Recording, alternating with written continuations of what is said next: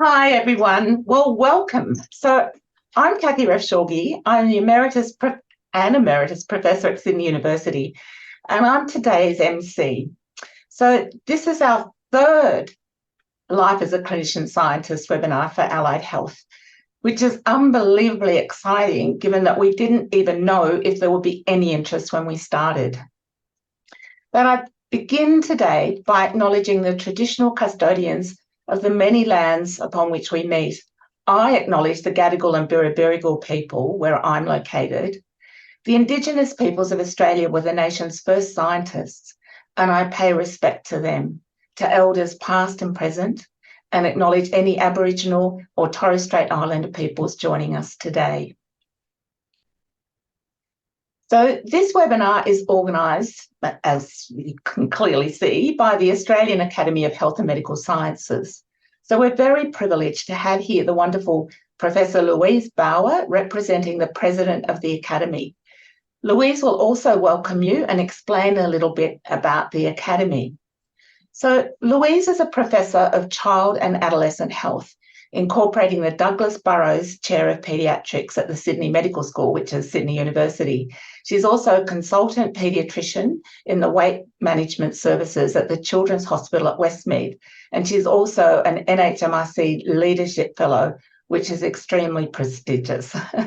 So Louise is also chair of the Academy's mentorship program, which provides oversight and introduces initiatives for the Life as a Clinician-Scientist program.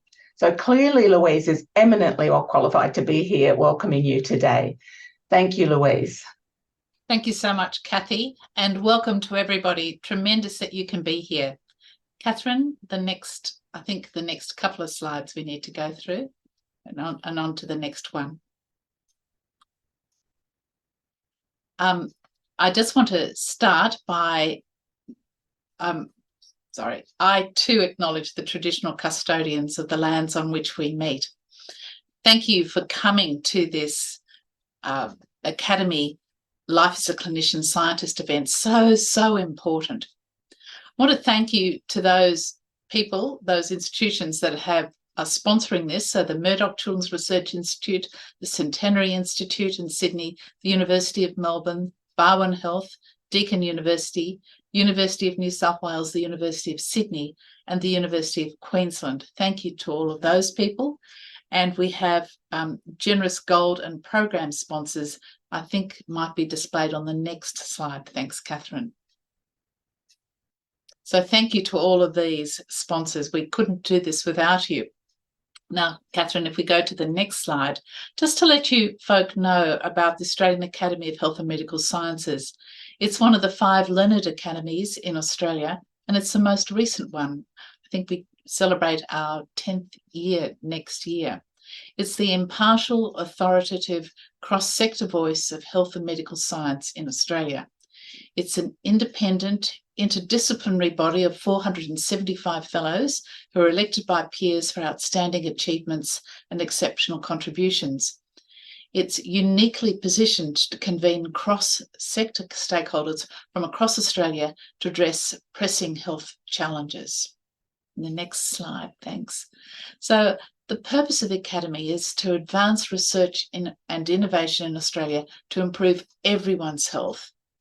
Our vision is for better health for Australia and the world, where nothing if not thinking very globally, driven by the best health and medical science.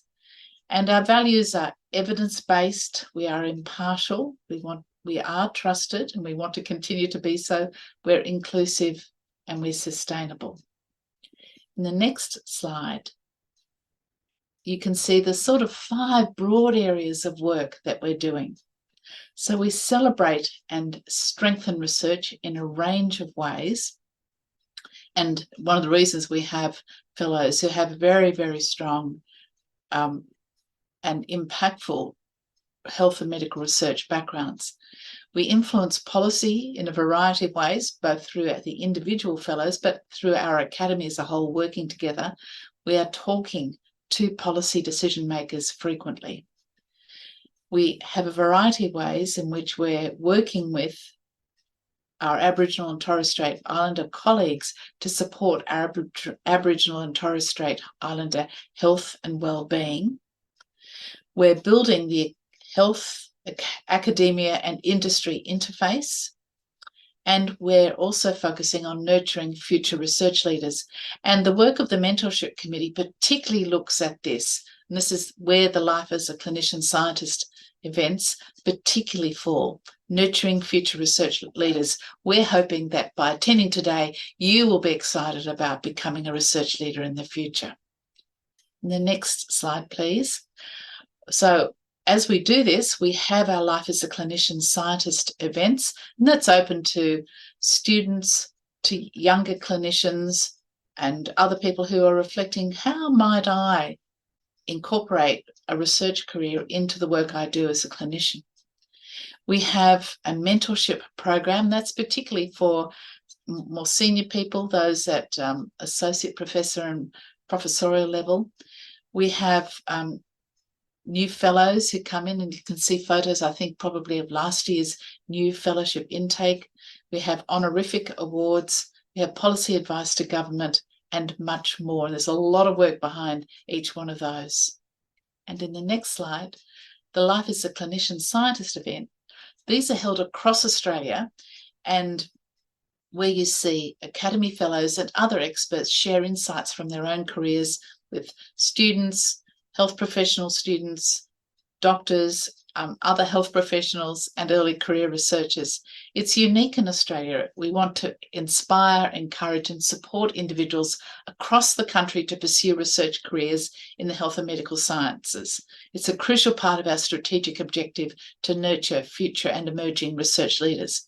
Now, Kathy Refshauge, who introduced this event, is a physiotherapist. I'm a paediatrician. We both love having trained as clinicians, but we're also very, very keen, very, very excited about the fact that we've been able to incorporate research into our careers over a relatively long period of time for each of us, but a really satisfying time. And we hope that each one of you can have the same sort of experience. And on the next slide, work, I think, Catherine, if we go through to the next one, I'll just check. I might hand back, so we might go back one, and I'll hand back to Kathy so that she can take over talking more about this. And I just welcome you all and wish all the very best for the program. Thank you. Wonderful. Thank you so much, Louise. Yeah, getting everyone inspired and excited. So before I just say a few words to introduce the program, I want to acknowledge my fabulous colleagues on the organising committee. So there were Professors Kim Bennell, Kathy Sherrington, Linda Dennehy, Vin Cavalieri, and also an early career clinician scientist, Dr. Lauren Christie. So thank you to all my colleagues.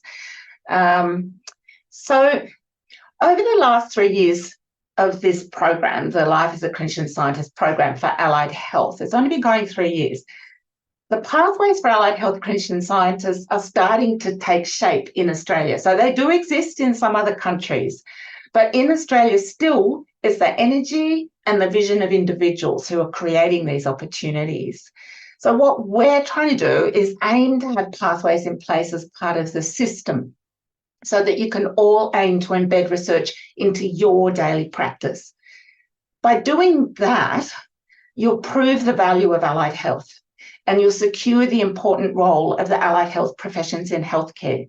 So it's much more than just the personal satisfaction. There's actually a much broader agenda there. So the feedback from last year's event was that participants wanted to know more about the how to even get started as a clinician scientist. So we've invited speakers to share their stories about how they each got started and how they overcame the inevitable and sometimes really painful challenges, but as well those really unbelievable highs that you get from this kind of work, from doing research in your clinical role. So today's speakers will share their stories about creating pathways or embedding research as allied health clinician researchers.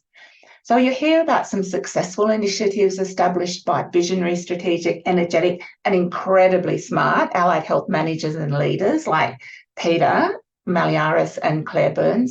And on the panel, you'll also be introduced to advocacy and policy development by Jenny Campbell, who's the Chief Allied Health Officer in Western Australia, and two clinician-scientists, Associate Professor Susan Hart and Lizzie Beadle, Dr. Lizzie Beadle, who's an early career clinician-scientist.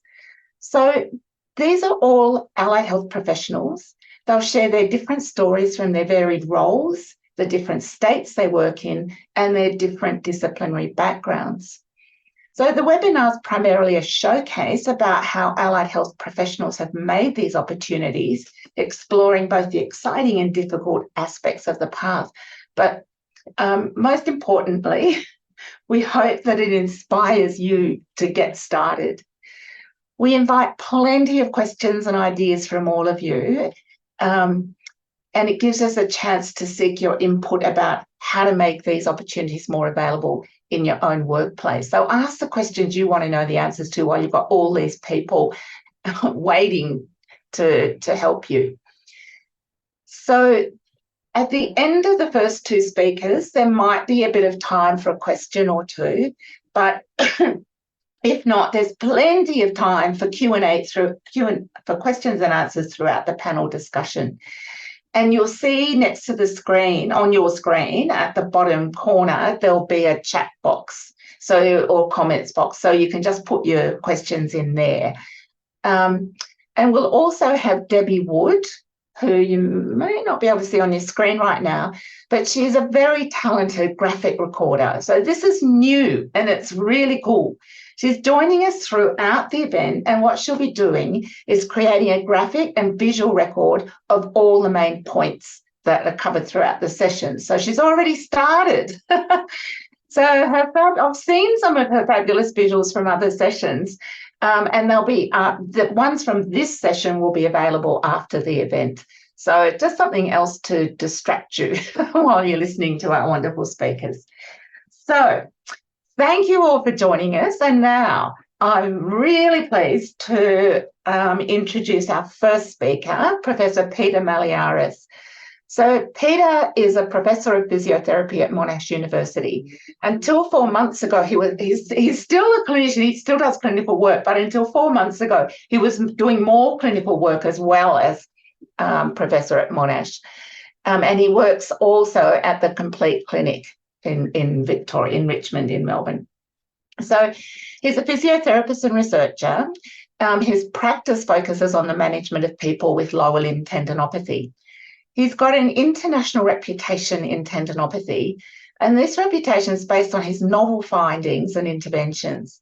His research has led to changes in practice by guideline development and also to invited reviews in high-impact journals. He continues to be involved in multiple tendinopathy research projects in Australia and internationally. His particular interest is on understanding pain and neuromuscular impairments, and also in conducting clinical trials to test the efficacy of exercise and other interventions for tendinopathy. Peter maintains a strong clinical focus, consulting to people with difficult tendinopathy presentations. So Peter, I hand over to you. Thank you very much. Thank you very, very much, Catherine. Thank you for that very, very generous introduction. Thank you very, very much to the Academy. It's a real honour to be able to share my sort of experiences and journey as a clinician scientist. So thank you very much for the introduction. Thank you to everybody for coming today. The title of my talk is Uncertainty is Fuel, my clinician scientist journey. I wanted to base it around uncertainty and it was interesting because it's forces you to reflect and think about things that have happened a long time ago when you're writing things like this. But I think what has been constant, and for me from a long time ago, from when I was a student, all the way through to probably still there to a certain extent, is uncertainty about how useful I'm being and how effective I'm being. And that is, in effect, what I want to share today about what drove me to where I am today and what I'm doing today. So I thought I'd start at the end in a way. So what I sort of do as a clinician scientist now is lots of different things. And part of it is research and supervising PhD students, writing grants. Part of it is seeing patients, mentoring clinical staff. Part of it is teaching undergraduates and postgraduates. I don't do a lot of teaching these days, but that's probably a small part of it. Then there's another thing which has sort of come more recently. As you get more senior in academic circles, you're then tasked with leading committees and doing these types of things, which I completely never saw myself doing if I think back 15, 20 years when I was starting all of this. So it does evolve over time. What I guess the key messages that I want to get people to get out of this, and hopefully they come across as I go through the story, is be open to different opportunities, and in a way, never say never. Always consider carefully when you're saying no. Of course, you can't say yes to everything. I've tried to sometimes. It doesn't work. But be open to different opportunities, even ones that you think initially are not for you. So that's sort of where I want to go with it. So going back then a few years, I guess it all started after high school. Going to La Trobe University, studying physiotherapy, really, really enjoying it, but also there was some uncertainty. There was uncertainty about, some of the things I was learning. There was uncertainty about how we knew various things, even from back then. And then I sort of stumbled into a job, not really having any idea of what I wanted to do, what area I wanted to work at in. I sort of went for one of the first jobs that I saw advertised and ended up working at a hospital, learning lots of new things. And it was a good experience working with people like Keith Hill was a clinician back in those days. I think he might have been doing his PhD. I didn't have much research exposure with Keith Hill. He probably would have inspired me if I had back in those days. I now work with Keith Hill at Monash, but I sort of was working as a clinician, still not seeing any, still not being satisfied with what I was doing from a sort of global point of view in terms of how much good am I doing, but was the question that kept coming back. So then I moved to London, as a lot of people did back then and probably still do now, when you're a young physio, to work and have some life experiences, and that was great. That was fantastic. I sort of continued on the same vein, though, working in places without really having much focus in terms of where I was going. So reflecting on that person that I, 20, 25 years ago, it's difficult to even think about the headspace I was at, which is very different to where I'm at now. I was sort of really reflecting on the inner narrative was, what am I doing? Is this career even right for me? That was sort of some of the thoughts I was having. When I was in London, I actually left physiotherapy for a period of time and became a recruitment consultant for a stint of about 3 or 4 months, I think it was. And that was sort of a indication of how much uncertainty about my future there was in terms of what I wanted to do. So fast forwarding on from that, I guess the first 5 years post PhD, sort of living in this uncertain world, not knowing what I wanted to do. One of the things that I really am thankful that I have the opportunity to do now is do an embedded honours. When I was at La Trobe University doing my undergrad, that was offered to people, and I think it was in the third and fourth year where you could do an embedded honours. So I sort of kept in touch with Pat Goldie, who was my honours supervisor, and kept in touch with Pat, and we sort of had conversations, and she was probably the first person who really sort of gave me confidence, or at least the thought, planted the seed to say, look, think about, maybe research, that is an option. And until then, I hadn't even considered that was, that was an option. It was all about graduating, working in a clinic or working in a hospital. So I think the other key point that I want to make, and for people to take away, is think about other people and what they see in you. Sometimes it is messages from a supervisor who might be really encouraging and really seeing some potential that you haven't even thought about or haven't seen yourself. So always take on board the feedback that other people give you. And I think they can be quite pivotal, those moments where people give you feedback and steer you in a certain direction, even if it takes many years for that to really mature. So I was very thankful that I had gone down that path. And then when I was feeling extremely uncertain, I thought, this is an option. Maybe this is something that I can do to salvage my career and keep going. So I enrolled in a PhD with Pat Goldie, and it was really just good fortune, good luck. Worked with people who I learnt from, and that's where serendipity comes in. I think luck and good fortune is always part of it. But I was still not really sure. Even I remember enrolling in the PhD and still thinking, really, this is just an option. I'll take it, but I'm not sure what I'm going to do after. And that sort of played out during the PhD years, where what I did was I had lots of opportunities, because I was now working with people who had worked in various clinics and with elite sports teams, and I also had access to lecturing at La Trobe University, where I did my PhD.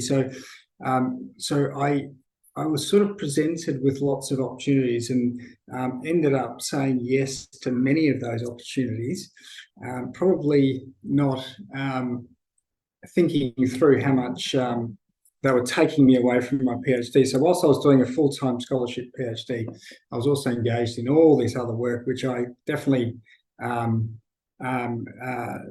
encourage my current students to do themselves. So I got through, and I think for me and my personality, it was really beneficial, because I needed to be sure about what I wanted to do. So again, it comes back to the message of take the opportunities, even if it is hard. Take on as much as you can if you think it's going to help you in terms of getting to the point that you want to be. So I got through the PhD, probably a little bit over time to what I was planning to get through the PhD, but I did get through. And in the end, I was much, much, much more assured of the pathway. So it was probably the first time that I then reflected on the sort of years that have gone by in my physio degree, and I thought, yes, this is what I want to do. I do want to be a clinician-scientist. So that sort of experience, and the PhD was difficult because I was sort of overloading myself, but it did take me to that point, which was really useful.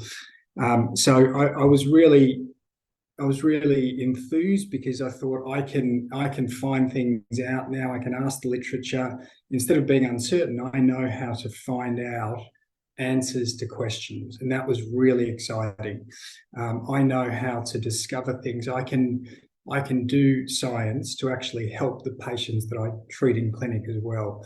So that those avenues, I thought, this is really exciting. This is really what I want to do moving forward. So that really was worthwhile going through that time.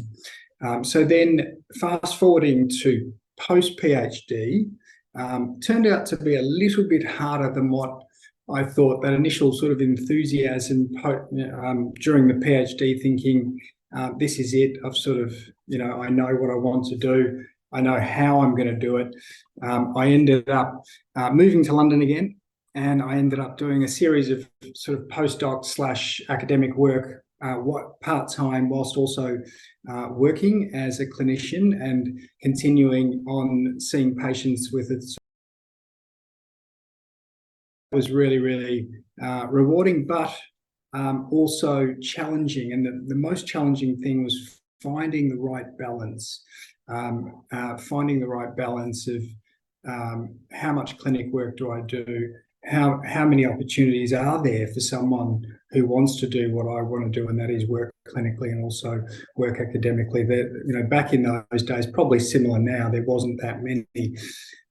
So again, it came down to the people that I met. So this is Prof. Mafuli, who is quite a well-known tendinopathy researcher and surgeon, and we developed a working relationship, and he was the one that offered me probably the first job that I really, really enjoyed at Queen Mary University in London as a clinician-scientist back in 2009. And I was there for 3 years working with him and a great team of people.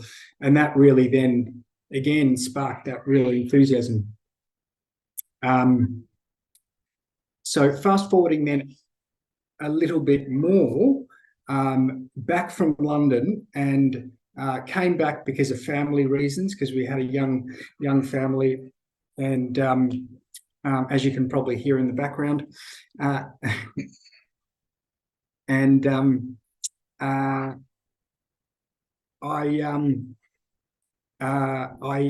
first few years were tough again, because I was back from London, really enthusiastic about doing what I love to do, but there were no jobs. There were jobs teaching. I could have got a job at a university teaching, lecturing, and I would have been lecturing for hours and hours and hours every week. And I thought, I don't want to do that. So what I did was I just worked in my own free time for no money, doing research, and had collaborations with people. And I did that for 4 years. And I was lucky enough to have a really good clinical job that paid the bills whilst I was able to do, say, 1 or 1.5 days a week. Pretty much like doing a PhD again, because you're doing work for not much again. But it was really valuable and led me to the next opportunity. So then in 2016, when a job was advertised that sounded right for me, I went for it, and it was pretty much the first substantive job I'd gone for post returning, and I got that job, and that's where I am now. And that allowed me to do, I think I was 0.6 initially, then I went to 0.8. Now I'm full time, as Catherine mentioned earlier, but still do some clinical time. And again, it was working with really influential people who could see things in me that I couldn't really see myself, like Prof. Terry Haynes, that has then led me to other opportunities in the clinician-scientist pathway, like leadership, which I, as I said initially, would never have thought that I'd end up doing. And I don't do a lot of it, but I've started to do some of it now at Monash. So it's really interesting just to reflect on the pivotal people and moments along the way.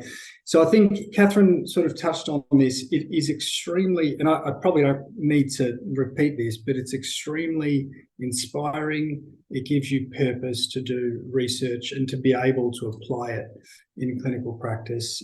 There's no doubt about that. It is really, really, I think, what drives most people that do that. It is also very, very, very frustratingly slow. There are lots of barriers that you have to overcome in terms of research findings getting into practice. There are lots of barriers in terms of wearing multiple hats and trying to juggle things in time. And it's also just being focused. So sometimes I find myself going to the clinic and thinking, I am just thinking about the grant that I need to submit later on that afternoon. So, apologies. So it is a challenge time-wise. So I'll finish with this slide. These are my N of 1 observations. So seek as many opportunities as you possibly can. Don't be afraid to knock on doors, talk to people. The people you meet will really guide you. There are certain people that will guide you. Be open to different things, regardless of things that you think you're going to enjoy. Just try different things, and you never know how much you're going to enjoy it, how much you'll get out of it. Listen to the people along the way. I really believe there are certain people who can bring out the best in you. Look for those guiding people and identify the fire in your belly. So you've got to be really motivated, and it could be a personal motivation like me. Trying to be more certain about what I do with my patients. It could be that you've got a specific thing that you want to change in your practice, but find that, and that will really guide you as well as you go through difficult times, as we all do. Lovely. I will leave it there. I hope I'm on time.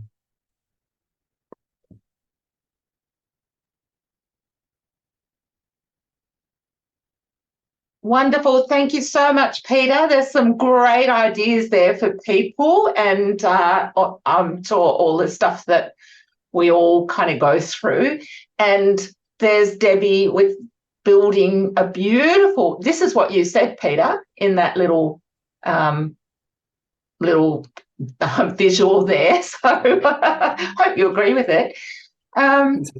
So we'll go straight on to Clare, and I'm delighted to introduce Dr. Clare Burns. She's an advanced speech pathologist and the research coordinator at Royal Brisbane and Women's Hospital. She's an honorary senior research fellow at the University of Queensland. So Clare's got over 20 years of clinical experience, and for the last 12 years, she's also led research in dysphagia, head and neck cancer, and technology-enabled healthcare. As a clinician researcher, she's passionate about using technology to enhance health service access and consumer outcomes, all extremely important. Clare has developed, sorry, I've just lost something. I've lost my notes. Clare's developed, evaluated and implemented a range of telehealth services incorporating speech pathology, multidisciplinary care and broader allied health models. She's also a guest lecturer at UQ, University of Queensland, and is an invited presenter at national and international conferences. So Clare, thank you very much, and we'll see how Debbie illustrates you. And everyone, don't forget to enter your questions into the little comments box so we can see them and make sure they get asked. Thank you, Clare. Thank you, Kathy. You can hear me okay? I hope so.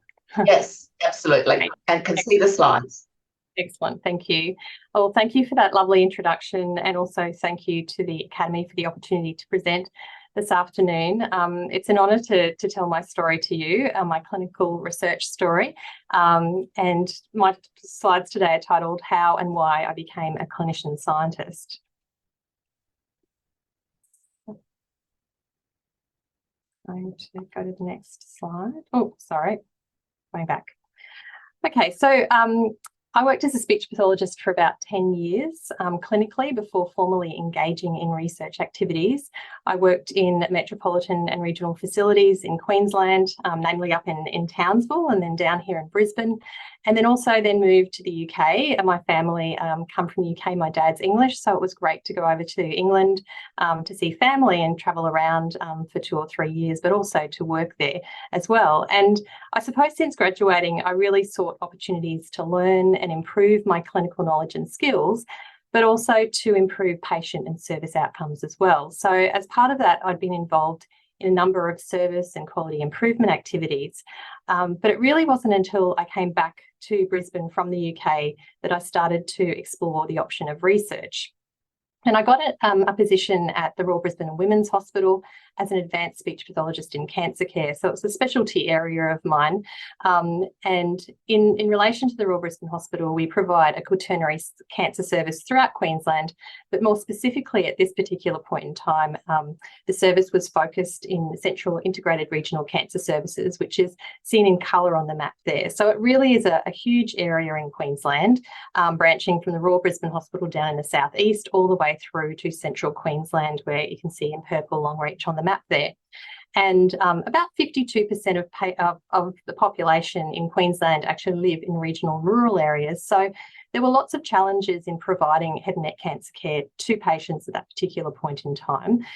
Given that head and neck cancer services in speech pathology is a specialist area of practice, so not everyone is trained in it at the university level, you're really provided with postgraduate training, working with clinicians in clinical services that provide those models of care. So I was fortunate enough to do that, but I suppose working at the Royal Brisbane, we would often see patients coming down to the cancer centre to get that specialist service from nursing, from doctors, and also from allied health. So there was lots of challenges in that way. Patients would travel long distances via plane to come down for a few appointments and then travelling back home. And that created a lot of burden for them. And we could see that clinically in our practice, that patients were spending money coming down. The service was spending money in transporting patients for appointments. And there was a lot of burden and emotional fatigue for patients as well. So at that point in time, telehealth research had commenced between the Royal Brisbane Hospital Speech Pathology Department and a number of allied health researchers at the University of Queensland. So there were Professor Liz Ward, Dr. Annie Hill, Deb Theodoris, and also Trevor Russell, and they were working in it as a team. And I'd sort of started my position at the Royal Brisbane Hospital at that point in time. And Liz was leading a project in the area of swallowing assessment or dysphagia assessment via telehealth. And I had the opportunity to work as a research assistant on that project. So luckily I got to know Liz, and she had already been doing some work in telehealth in the area of laryngectomy. And we started to talk about some opportunities of how we could use telehealth for our head and neck cancer services. And this is really where my first research study started. And I suppose looking back, there were really 4 really important elements that supported my research study. And the fact that it was embedded already in clinical practice was definitely a huge advantage. And the fact that I had 2 mentors that came on board, so Liz Ward and also Dr. Annie Hill, who had experience as academics in the area of telehealth and research as well, but also worked within clinical practice or had awareness of how to do research within clinical forum was really advantageous. So it was through that, and then also the support that I had from my director, Lynelle Bassett, and it was that collaboration together that allowed me to have the confidence and the support and the mentorship to develop this telehealth service and explore funding options as well. So along with that support, we then looked at how we could build this study. And this was hugely beneficial for me because I learned how to actually build a research study from the bottom up. So we looked at telehealth services in Queensland, and although telehealth is pretty, we're sort of aware of it now with COVID-19, and I'll talk about that in a little bit. At that point in time, it really was in its infancy. It wasn't being used in clinical practice. We were developing models of care to then validate to ensure that it would be safe and reliable to use. And in Queensland Health at the time, telehealth services were starting. There were telehealth coordinators that were being put into place in different areas throughout Queensland to support the growth of telehealth services. And they wanted to build these models and had tech and equipment opportunities available. And they had coordinators that would help you find this technology and what you needed for your service. So we took an advantage in that way, and we started to explore that. Also at the time, working in head and neck cancer in a quaternary centre like the Royal Brisbane Hospital, they were building other new cancer centres within Queensland, and they were in Nambour and Rockhampton and also Hervey Bay in the Wide Bay region. And the director of the cancer service for Queensland at that point in time was working at the Royal Brisbane Hospital, and I got to know her because she was a clinician, a colleague that I was working with. So we started to talk about the telehealth idea, and she thought it was great in terms of providing that service support. And there was also some funding that was attached to building these cancer centres that we felt that we could leverage. So it was really in combination with talking to the telehealth coordinators and then discussing with the speech pathology directors at these new cancer centre sites and also the director of cancer care, that we were then able to apply for some funding through a grant to get equipment. And this was the equipment we got. We got 2 telehealth stacks to start off our service. You can see on the top right-hand corner there, that it's a trolley that moved around the hospital, so it was really mobile. And we're able to get a medical camera system as well. So we could actually look inside the patient's mouth and throat as we would usually do in face-to-face sort of standard care, but it allowed us to do it remotely. So that was a huge bonus and start for our service. The fourth area was looking at new models of care in allied health within Queensland at that point in time as well. And Liz was aware through her connections that the Allied Health Professions Office of Queensland were looking at supporting the development of new models of care like this telehealth service. And there was also a grant opportunity that came around at the same time to support these new models, and we're able to apply for that grant and got some stimulus funding to start the first research study. So that was really where the first study started, and we conducted that in 2012, where we did a pilot trial of facility-based telehealth service. And this is where I enrolled in my MPhil. So I just started to dip my toe into a research higher degree. And the Royal Brisbane Hospital, where I work, also offer part-time postgraduate research scholarships, which was really a game changer in the fact that I was wanting to continue to work clinically, but also start my research as well. So having that part-time opportunity was great. And that 1 year of funding provided me with 2 days a week research time and 3 days a week to work in the clinical position. So a combination of the two. So we did the project over a year, conducting our telehealth service between the RBWH and Nambour Hospital, which is about an hour and a half north of Brisbane. It had a laryngectomy focus, which was shared care. So the patients went to the service in Nambour with their clinician, and we linked in via telehealth using our new video conferencing system. We did 50 clinical sessions. They were all conducted successfully. No one had to travel to Brisbane for appointments. And this really improved our clinical outcomes. It had high satisfaction for clinicians and patients.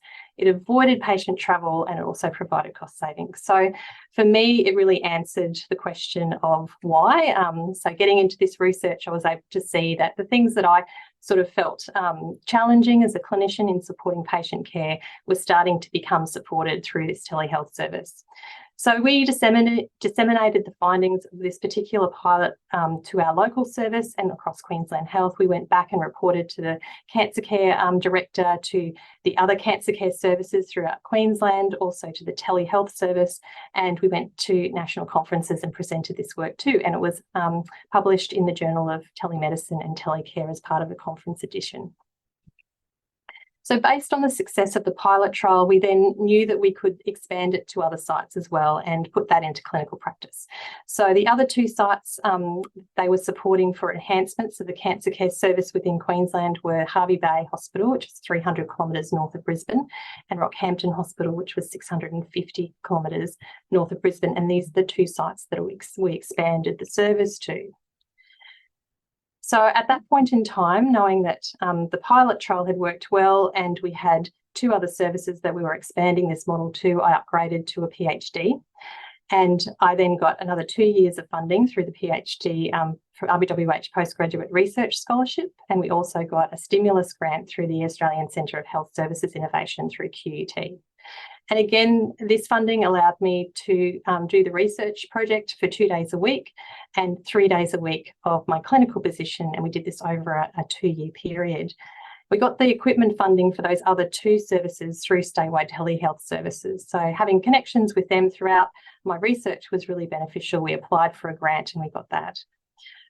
So the research that we did for this expansion model was a randomised controlled trial where we compared standard care, which was emails and phone contacts between the Royal Brisbane clinician and clinicians at those cancer care sites in Queensland, comparing that to our new telehealth service where patients and clinicians could be in their local area and we would connect in with them from the Royal Brisbane Hospital. So we conducted weekly shared care sessions between sites. And the results showed that it enhanced, in terms of the telehealth model, enhanced clinical outcomes. It also provided service and cost efficiencies. It saved 12% cost savings for Queensland Health, and it also provided workforce training locally for clinicians, so patients not needing to travel as much to other services. So we published these outcomes, and then we also won a number of awards for this service as well. So service awards and also research awards, which was a lovely bonus of the model of care in terms of the impact that it had both for clinical services and for patients. And it was this final study that I finalised my PhD and we celebrated. So that was great.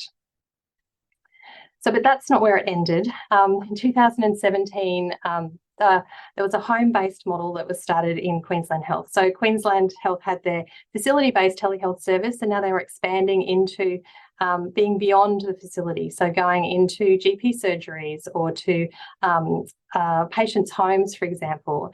And they hadn't really trialled it before. And I think from the relationship that we had built with our telehealth services over the series of studies from my PhD, we asked them if we could trial this service, and they said yes. So I applied for a postdoctoral research fellowship, and that provided me again with the 2 days of research with my clinical position and with my colleague Annette Collins at the Royal Brisbane Women's Hospital and our research team. We trialled a home-based telehealth service, and that was for our speech pathology and dietetics clinic, so patients who had finished their chemoradiotherapy for head and neck cancer and lived in Brisbane were seen in that clinic, and they didn't need to come into hospital. They were seen as part of their normal clinical assessment and rehabilitation within their home. And that clinic also identified that there were service efficiencies in using telehealth, there were patient and cost savings as well, and there was high satisfaction. And then in 2018 onwards, we really translated that into speech pathology services at the Royal Brisbane Hospital. So we integrated the facility-based model and the home-based model, and we utilised that in our cancer service clinics. So for patients coming in for preoperative counselling, they could be done at their local service within Queensland or at their home.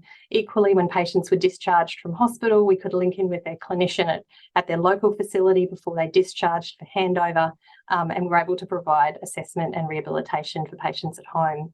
We also expanded to our dysphagia outpatient clinics and our voice therapy clinics for telehealth, knowing that there were existing models of care that had been validated for these services as well.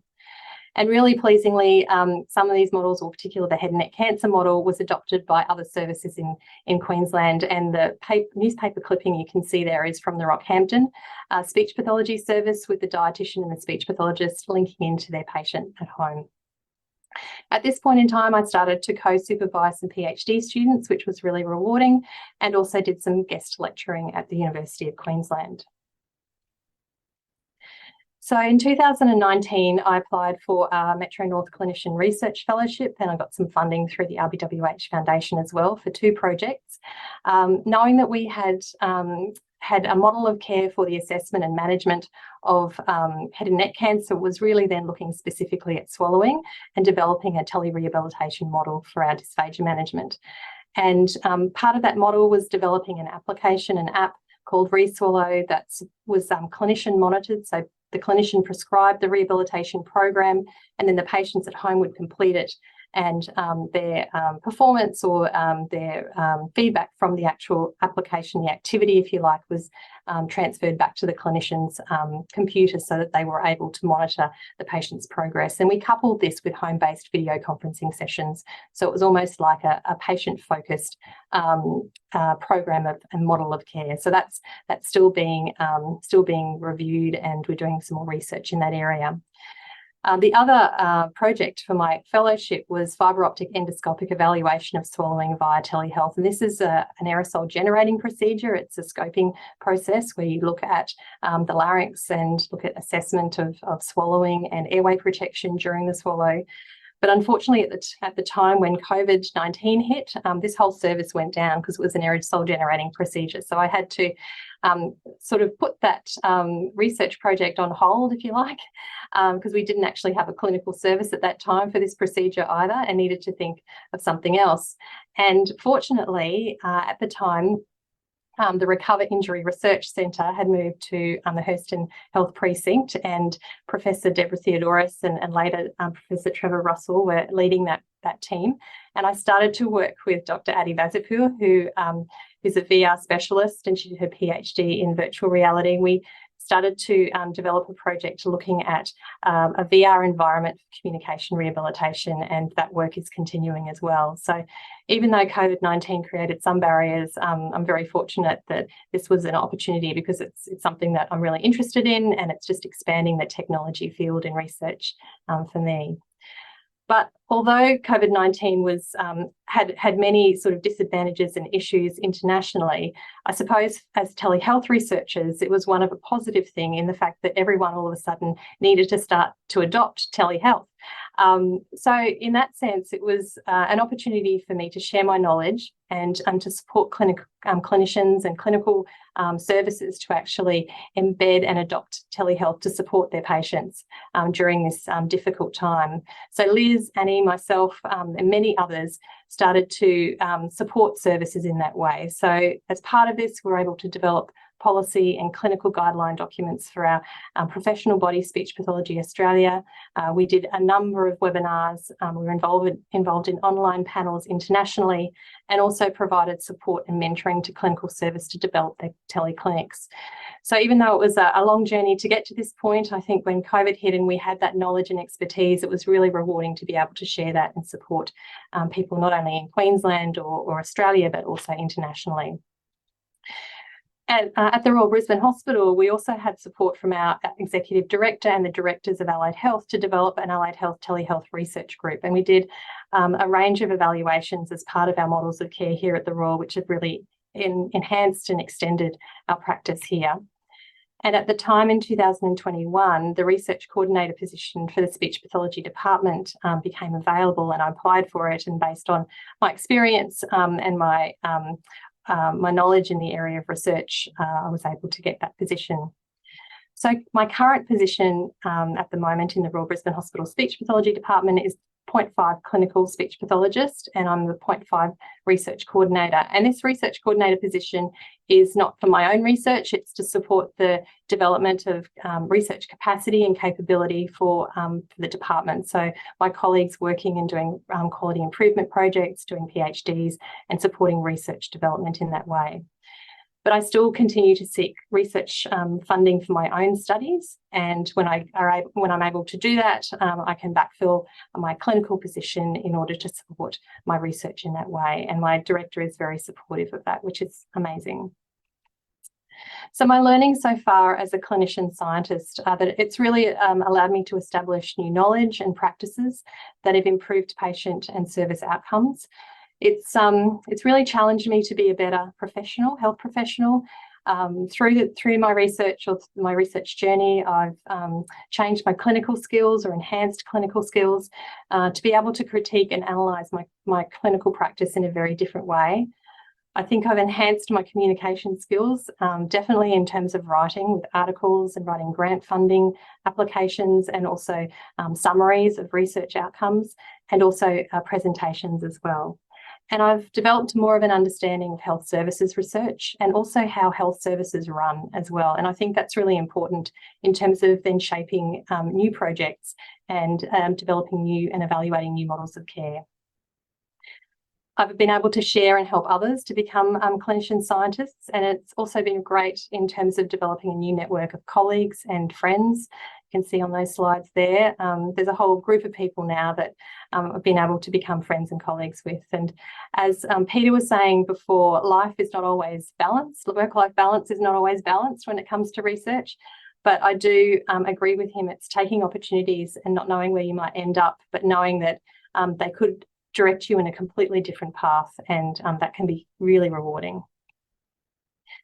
So I suppose I just wanted to finish off with my suggested tips for success, or if you're interested in being starting a clinician researcher or clinician scientist pathway, these are the things that I think have helped me and I've noticed in others when they've taken through their journey.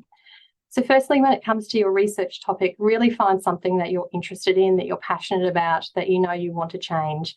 The journey cannot always be smooth, but I think if you have an interest area that you love, it tends to smooth out along the way. And this can be a gap in evidence, it can be a new treatment or procedure like the telehealth service that we've developed, or knowledge translation. But importantly, consider how your topic could address some of the health service requirements where you work. So try and marry the topic, or at least explore what your research topic might address in relation to current clinical demands or service demands, patient needs or priorities, service guidelines. There are policy requirements that need to be met, and also strategic directions and plans as well. In terms of mentoring and networks, find a great research mentor. I've been really lucky in finding mine. Have a few meetings with them to make sure that you get along and that you're on the same page, or at least can shape your ideas together. You can find your research mentors naturally through universities. Look at their websites, publications. Many have research higher degree information events. Also through your health service, there might be a research office or research group, and talk to colleagues who are doing research. Building your networks is important too. So talk to your line management and team around how you integrate your clinical research into your practice. Explore maybe those service leaders in your organisation, like talking to the cancer care director really helped me and was able to highlight that research and that service towards her, and make connections through social local meetings and also social media too. In terms of time and resources, write your topic or your project into your professional development plan. Look for local innovation funding and research grants, and again, discuss with the clinical leaders in your facility around what you would like to do and spark their knowledge and hopefully their support. You can share the load, so working in a team as opposed to doing the project yourself, and collaborating with the university as well. They often have staff and students who are interested in doing research. Finally, share and spread the word. So talk about your research, get it out there.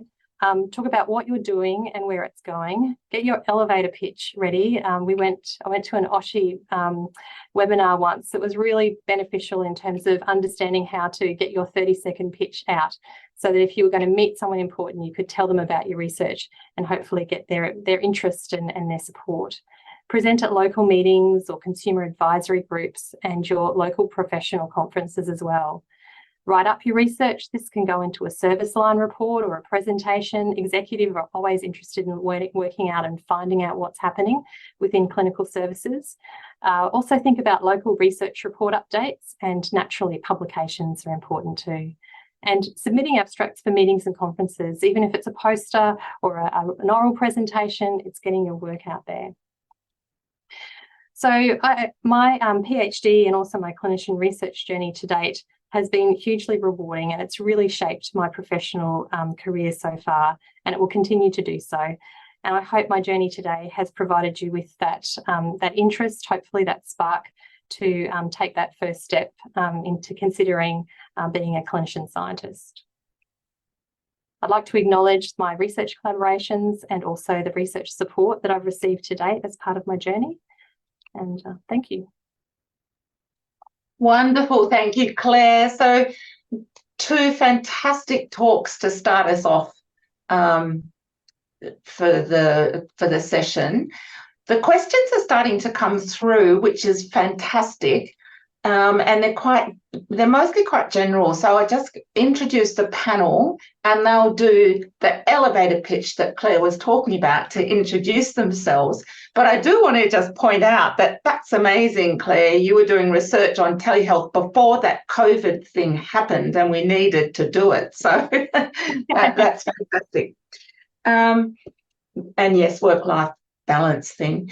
So I now would like to introduce the panel, and they will do an elevator pitch. Jenny Campbell will do slightly more. She's got a couple of slides, because I think many of you don't actually necessarily know what a Chief Allied Health Officer is. So Jenny's the Chief Allied Health Officer in the Department of Health in Western Australia.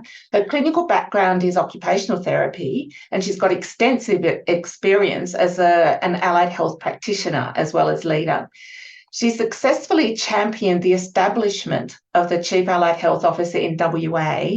Do not underestimate the difficulty of doing that. And she's passionate about the positive influence of allied health and health science professions that they can have on system reform.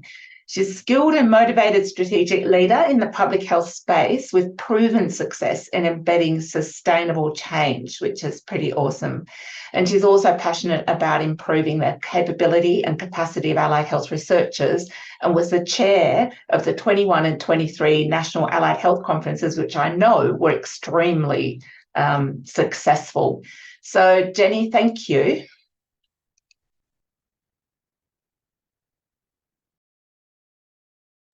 And I think you've got a couple of slides, right?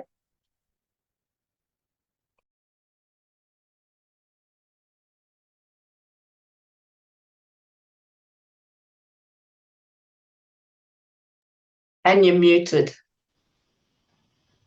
I'm unmuted now. My apologies. For some reason, it wouldn't let me do it straight away. Thank you so much, Catherine, for inviting me here today, and thank you to Peter and Claire for sharing your stories. Catherine asked me just to briefly introduce the, I guess, the role of the Chief Allied Health Officer, and I thank Claire for kind of introducing it in the first place, and hopefully you can see my slides that are coming through. Can someone give me a nod? Oh, I'm not sharing it.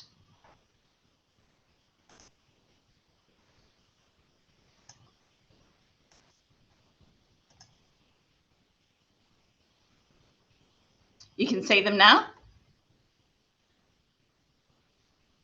Great, excellent.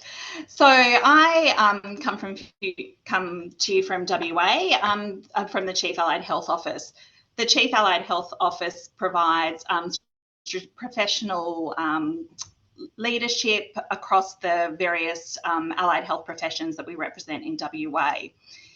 There are comparable positions in every state in Australia, and we also have a Commonwealth Chief Allied Health Officer. Here in WA, we sit in the Clinical Excellence Division, and we work very closely with the Office of Medical Research and Innovation, who's the primary funder of research in WA. And you can see on the screen the myriad of professions that we represent, and we in providing that leadership, we do that in consultation with those professional bodies and the various sectors, whether that be primary care, community care, the university sector. Now, we have a role in, I guess, promoting and supporting research. We currently have a small amount of research grants that we execute, and we also have a research strategy. Fundamental to that strategy is about building that knowledge translation and building the capacity of allied health researchers in the system. And as Catherine said before, we're coming off the back of hosting the National Allied Health Conference. It was a fabulous event. We had more than 800 people in person. We had 200 people online. There was a range of topics from models of care to scope of practice, hospital discharge, innovation and workforce development. And I really encouraged people to participate in those sort of avenues and consider some of those conferences that are not just discipline specific, but also reach that wider audience. And I think I'll finish on that point.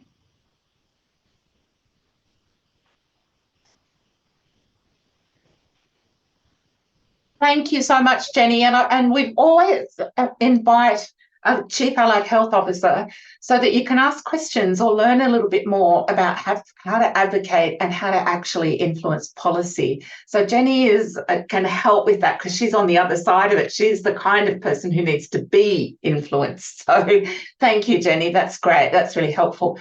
And I'm also now delighted to introduce Associate Professor Susan Hart. She is the Eating Disorder Manager at St Vincents Health Network in Sydney. She's the co-director of the Eating Disorder and Nutrition Research Group at Western Sydney University. So she has more than 25 years experience as a clinician researcher in eating disorders. Her PhD focused on nutrition and dietetic management of eating disorders, which continues to be the focus of her research. She holds grants to investigate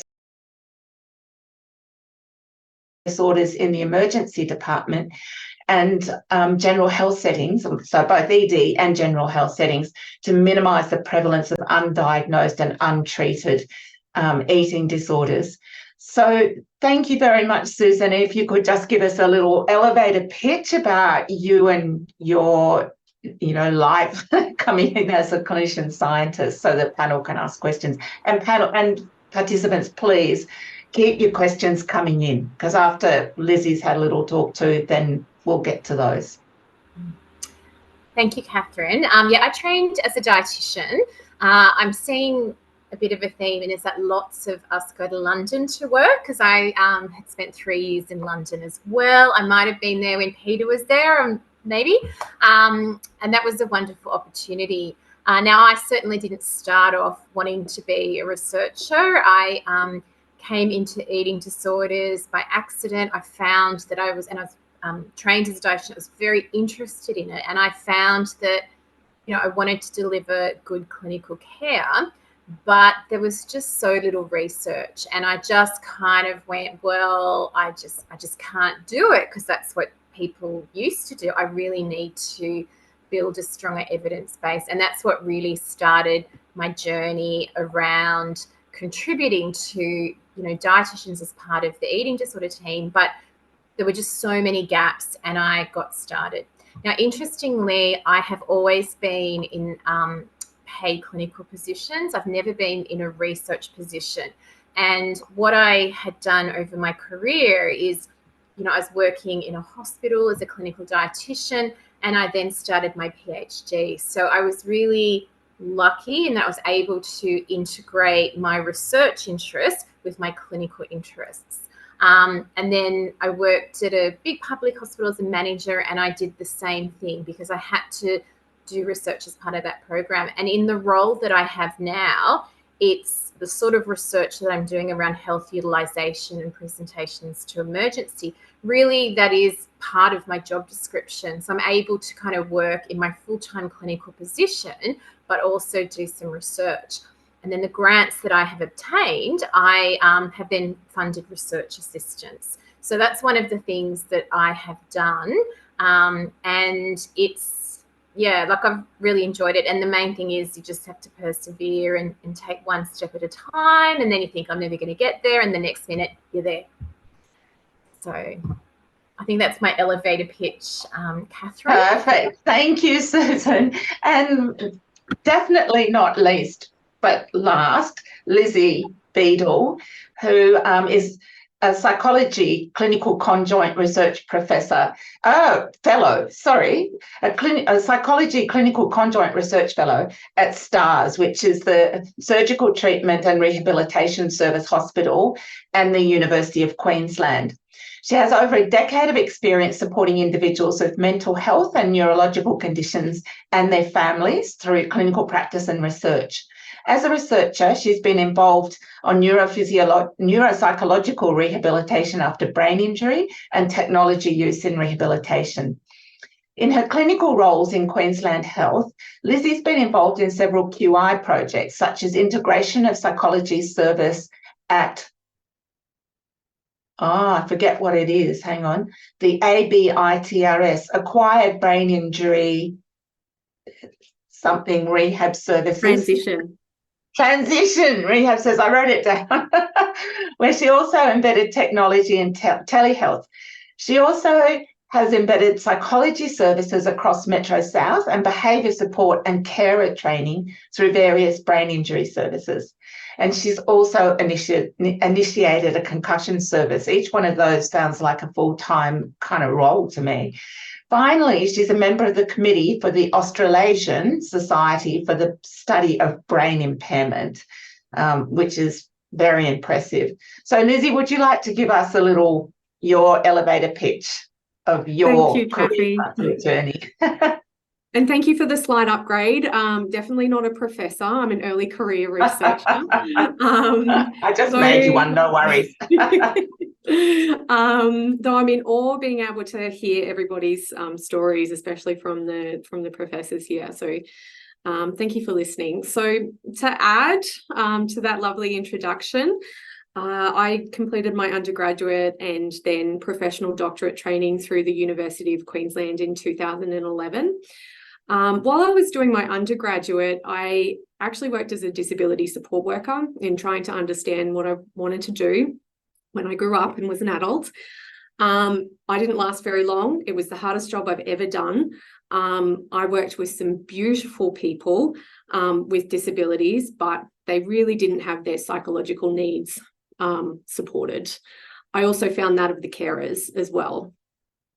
That really drove me to wanting to become a psychologist and understand how I could help these people better. So I trained as a clinical and neuropsychologist. I then went and worked in lots of different positions just to get different experience. I've worked mostly in public health, mostly in neuro-related services and mental health, so from acute to rehabilitation to community. I found that I was constantly asking why, and how do we do this? So why is it that we're doing something this way? So just like Susan was saying, what's the evidence around this assessment tool that we're using, or this intervention approach that we're doing? And just like in the eating disorder space, in brain injury rehabilitation, we're really still in quite its infancy in terms of understanding rehabilitation and what works. That led me to go and seek some people out and do a PhD. I've worked in project roles alongside of the PhD. I then went back to clinical work. I was given an opportunity to work at the Acquired Brain Injury Transition Rehabilitation Service, which at the time was actually a brand new service funded by the Motor Accident Insurance Commission, but embedded in Queensland Health. And it's a fabulous team of mostly clinicians, but also researchers. And we had to really prove our worth from the very start around what we were doing. What is it effective? We had to develop models of care, be really clear around that. And we found that clinicians working alongside of researchers and as researchers really had a powerful impact on patient outcomes, family outcomes. And we were actually able to advocate then for permanent funding through the government in 2022, which was really no mean feat at that time, past COVID. So I'm very passionate about being a clinician researcher. I'm currently in my first ever proper research role, but I also practice as a clinician, so I am still a clinician researcher. Yes, and in its infancy, excited to continue the research side of things. So yes, that's me. Wonderful. Thank you so much, Lizzie. And so Claire and Peter, you might want to turn your videos back on. And I'm just watching what Debbie, the artist, is drawing for us. And I can see, I can't read it, but I can see Big Ben there and a guy with his hand out. I don't know if that's saying I need more money for my research, but that's what it could say. So we've got fabulous questions here, nice gnarly ones for you to think about. So the easy part is over for you guys. So what I might do is ask the most popular question at the moment, and participants, don't keep the questions coming in because we can deal with them later if we can't do it right now. But as clinician scientists, what do you see as the advantages or disadvantages of involving consumers or community members in your work? And can that involvement be improved? And I think I might throw that to Susan and potentially Lizzie. Yes. Okay. That's about. In fact, I was in a workshop this morning that talked about this issue that, because one of the things that we want is like diversity. So that might be different stakeholders, and that includes people with the lived experience, the families and the carers, because we really need to hear from them. But we also need to hear from other people.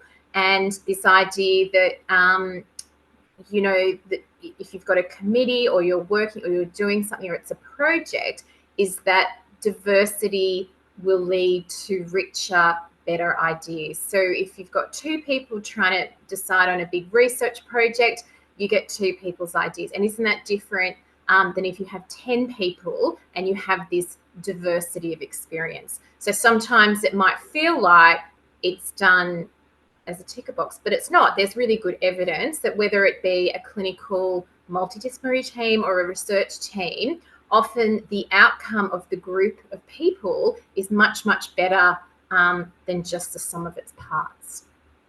So that would be the advantage, and there's evidence to say that, and that's certainly in terms of lived experience. I think these days, really, we always have to consult with that. I think, can we do more of that? Yes, we can. We always have to remember that, particularly if it's a clinical service, it's they're the people who are going to use the service, and shouldn't they have a voice in that?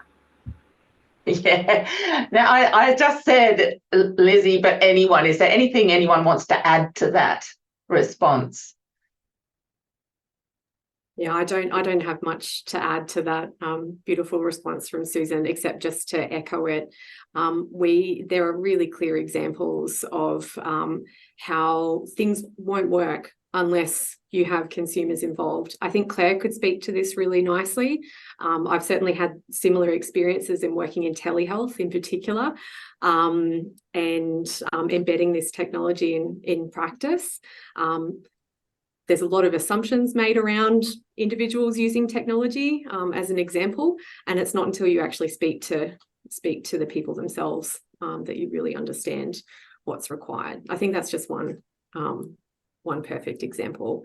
Another thing to add is that it's important to know, and great to know, that a lot of grants, big grants, are really acknowledging the importance of consumer involvement from the start. So I think there are people that you can go to, like in the hospital, who are involved in supporting consumer involvement in research, or people at the university in similar roles, if you're not sure where to start. Jenny, did you want to add anything, or we'll get on to the next question? I was just going to quickly add that I think that the impact of consumers is also being recognised from a funding and a policy perspective, and to hear that consumer voice holds a lot of weight when people are making applications for funding.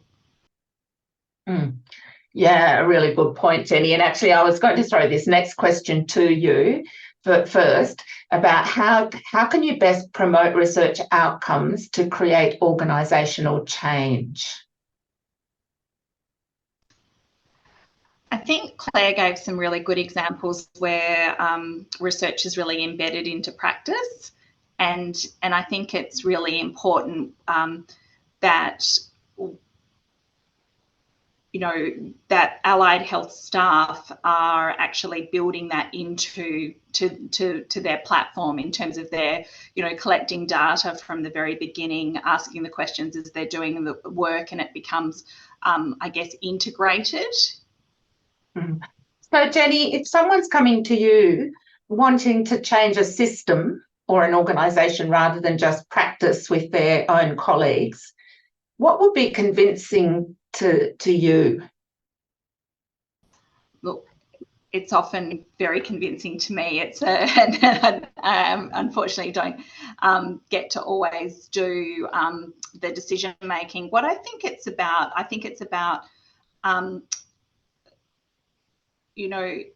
is thinking about those service models and how things are actually developed. I think we're kind of gone beyond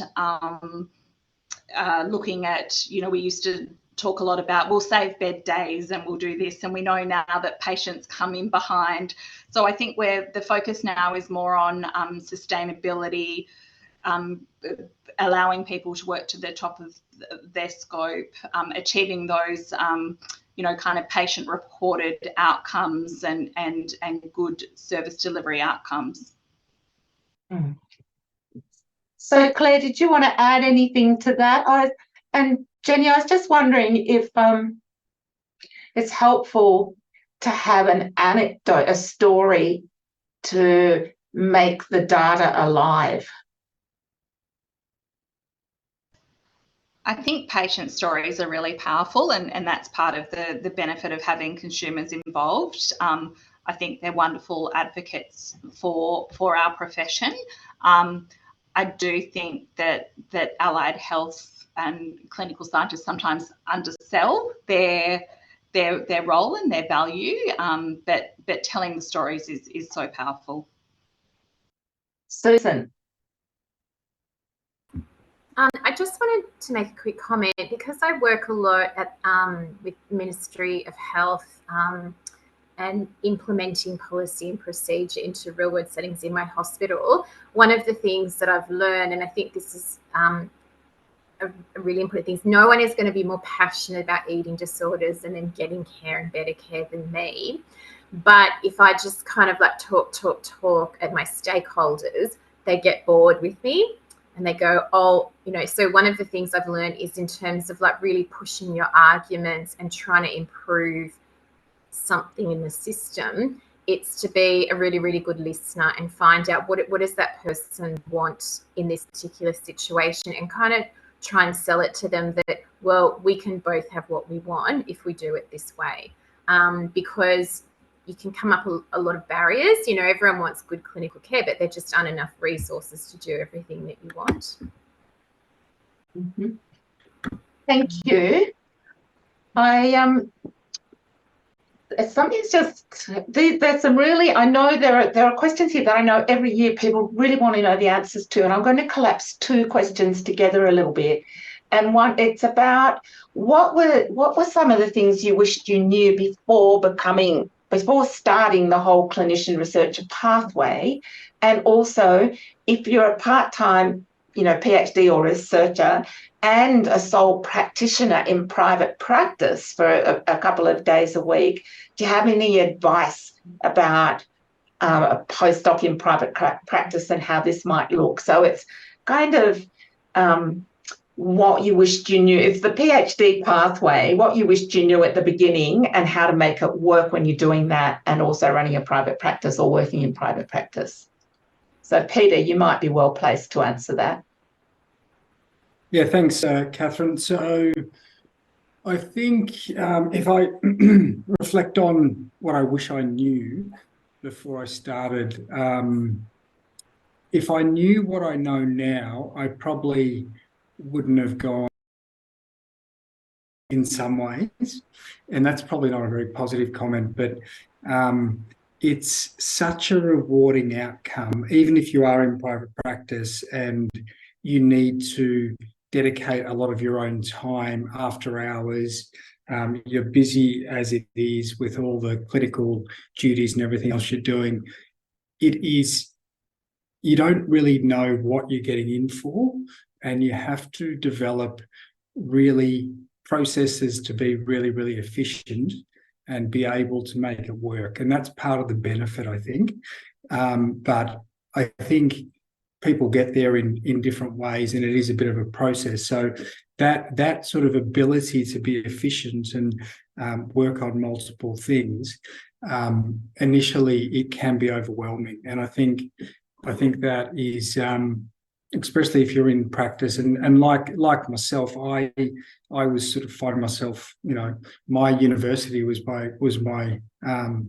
my house basically for a number of years, where I just didn't have any affiliations, but kept on producing stuff with collaborators. So I think trying to be as efficient as you possibly can, and forging out a pathway, because if you persevere, and that's sort of one of the key things, persevering when it's hard, it will benefit you. And I think for a clinician in clinical practice, and this comes back to the whole goal of this seminar, it is just absolutely gold to be able to go through that and understand research. You become a completely different clinician. I think it transforms you as a clinician. So having that experience is worth, I think, any sacrifice and anything that you have to go endure along the way.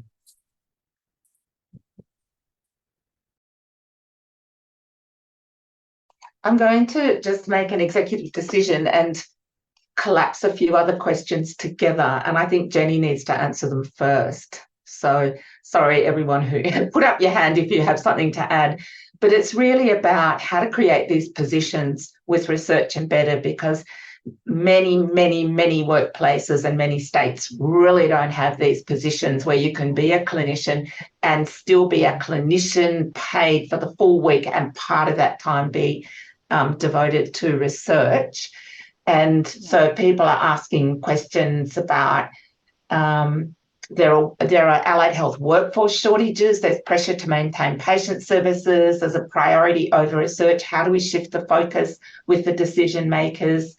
And what work's being done to advocate for more allied health research positions, for example, a level 6 in New South Wales.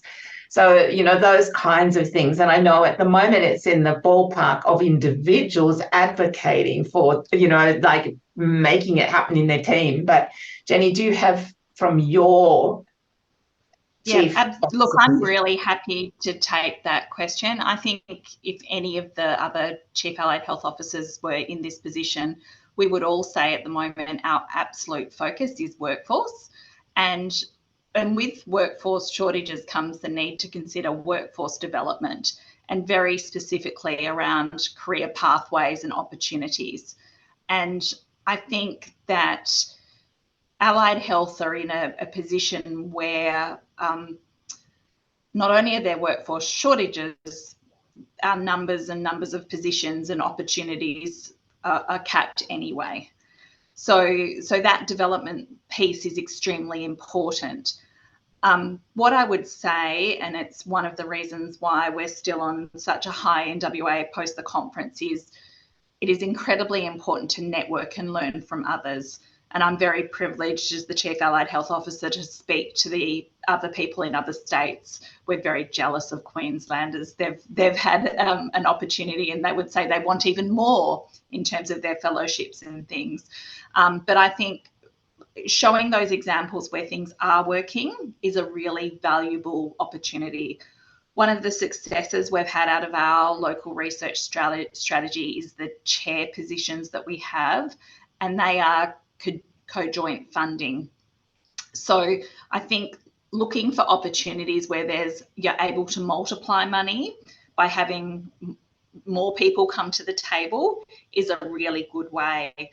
And again, thinking with your researcher cap on it, because if I had to think about what I would have done differently, I would have started collecting data in different ways and being able to illustrate more in ways that those positions have actually made a difference by putting in a little bit more research rigor around what we were doing when we were introducing some of those positions.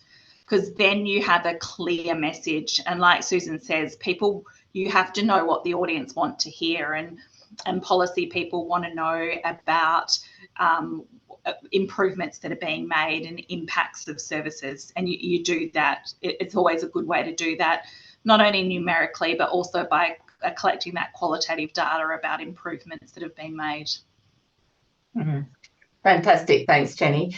And Louise has put something in the chat, which only the speakers will see, saying that there are clinical academic awards for medical practitioners and dentists. And yeah, let's make them happen for allied health. There's models that exist, and there are models that exist for allied health in the UK, which is maybe why the UK, London, kept coming up among the speakers.